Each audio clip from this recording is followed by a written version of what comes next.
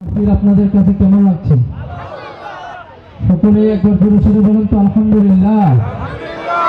আল্লাহ তাআলা আমাদেরকে জান্নাতের বাগানে আসার বসার তৌফিক দিয়েছেন, সেজন্য সকলে জোরে সোরে আরেকবার বলি আলহামদুলিল্লাহ।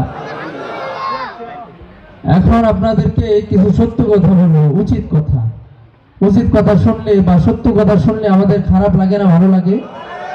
কারণ সত্য বলেছেন কে? সত্য বলার নির্দেশ দিয়েছেন কে? এই জন্য আমরা সত্য কথা বলবো, সত্য কথা শুনবো, সত্য পথে চলবো ইনশাআল্লাহ। তার আগে অনেকেই অনুরোধ করেছেন একটা মায়ের গজল গাওয়ার জন্য, ছোট্ট করে একটা মায়ের গজল গিয়ে তারপরে ইনশাআল্লাহ আমরা কিছু গরম সঙ্গীত শুনবেন। মাঝে 10 মাস 10 দিন গর্ভে ধরিয়া করেছেন আমাদের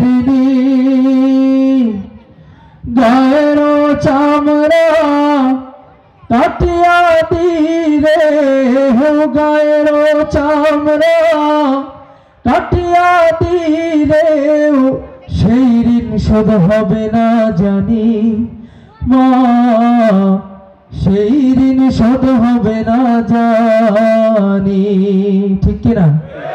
আল্লাহ রাসূল বলেন ক্বালান নবী সাল্লাল্লাহু আলাইহি ওয়াসাল্লাম হুমা জান্নাতুকা ওয়া নারুক, মা বাবা তোমাদের জন্য জান্নাতে যাওয়ার রাস্তা, মা বাবার বদদুয়ায় তোমরা জাহান্নামে যাওয়ার রাস্তাও পেয়ে যাবে। সামনে রমজান মাস আসতেছে, আমাদের অনেকের বৃদ্ধ মা বাবা আছে, এই এলাকার অনেক ছেলেপেলে আছে প্রবাসে, যুবক ভাইয়েরা আছে। আমরা আমাদের মা বাবা যাদের বেঁচে আছে তাদের খোঁজ খবর নেওয়ার চেষ্টা করবো ইনশাআল্লাহ। বলি মাঝে 10 মাস 10 দিন গর্ভে ধরিয়া করেছেন আমাদের গায়ের চামড়া কাটিয়া দিলে, গায়ের চামড়া কাটিয়া দিলে সেই ঋণ শোধ হবে না জানি মা, সেই ঋণ শোধ হবে না জানি। মাঝে 10 মাস 10 দিন গর্ভে ধরিয়া করেছেন আমাদের কতদিন দেখি না মায়ের চাঁদ মুখ, কষ্টের হৃদয় পুড়ে,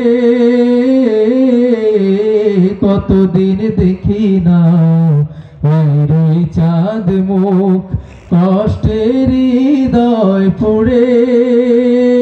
পিঠা পুলি বানাইয়া পায়েস রান্ধিয়া, পিঠা পুলি বানাইয়া পায়েস রান্ধিয়া মা প্রতীক্ষা করে, হাজারো ব্যস্ততায় অবসর পাই কোথা, হাজারো ব্যস্ততায় অবসর পাই কোথা, তাই তো হয় না যাওয়া গায়ের বাড়িতে।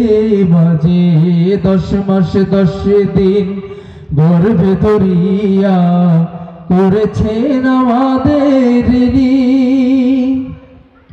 চিঠি লেখে ছোট বোন টেলিফোন করে, অসুখটা যাচ্ছে মায়ের বেড়ে,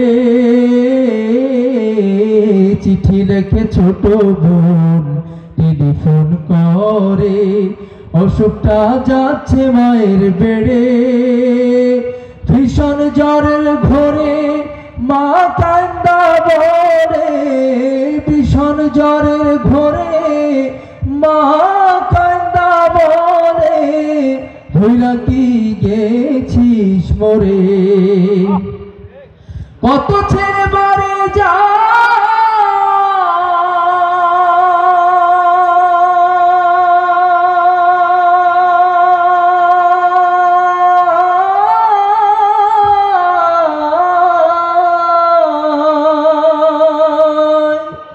কত ছেলে বাড়ি যায় আমার না কাজ ফুরায়, যাব যাব করে যাওয়া হয় না বাড়িতে।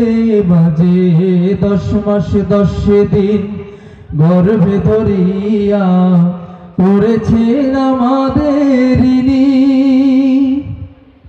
হঠাৎ একদিন সাজে সকালে একটা খবর এলো,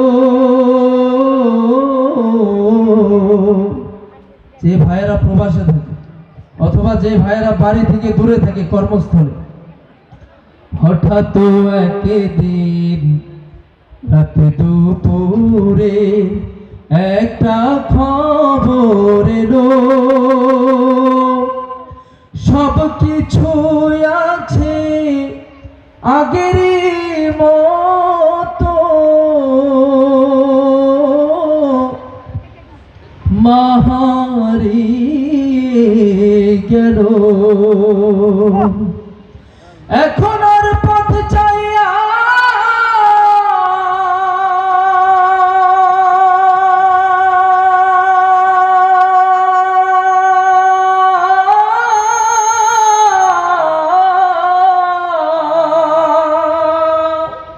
এখন আর পথ চাইয়া থাকে না কেউ বসিয়া, তাই তো কষ্টের হৃদয় গোমরে মরে।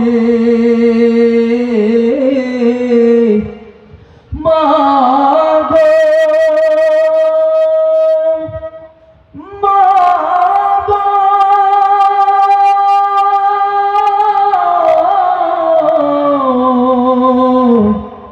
মা গো।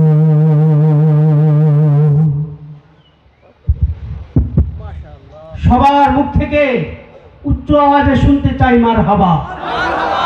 আরো জোরে বলেন মারহাবা। আমাদের মাহফিলের প্রধান বক্তা মুফতি রাফি বিন মনির সাহেব আমাদের মাঝে এসে উপস্থিত হয়েছেন, আলহামদুলিল্লাহ। হুজুর 5-10 মিনিটের মধ্যেই আপনাদের সামনে আসবে, আপনাদের মন ভরে প্রাণ ভরে কোরআন হাদিসের অমীয় বাণী শোনাবে। আমাদের দামানগঞ্জ শিল্পী গোষ্ঠীর শিল্পী রাকিবুল হাসান এবং আফজল সামি আপনাদেরকে সঙ্গীত শুনিয়েছে। আরও কি সঙ্গীত শুনবেন? হুজুর আসা এক পর্যন্ত আরও কি একটা সঙ্গীত হোক না কি বলেন? এ পর্যায়ে আফজল সামি আপনাদের একটি চমৎকার সঙ্গীত শোনাবে। এরপরে আবারও রাকিবুল হাসান আনসারি আপনাদের মনোমুগ্ধকর সঙ্গীত শোনাবে। এই ফাঁকেই আমাদের রাফি বিন মনির সাহেব আমাদের মাঝে চলে আসবেন ইনশাআল্লাহ।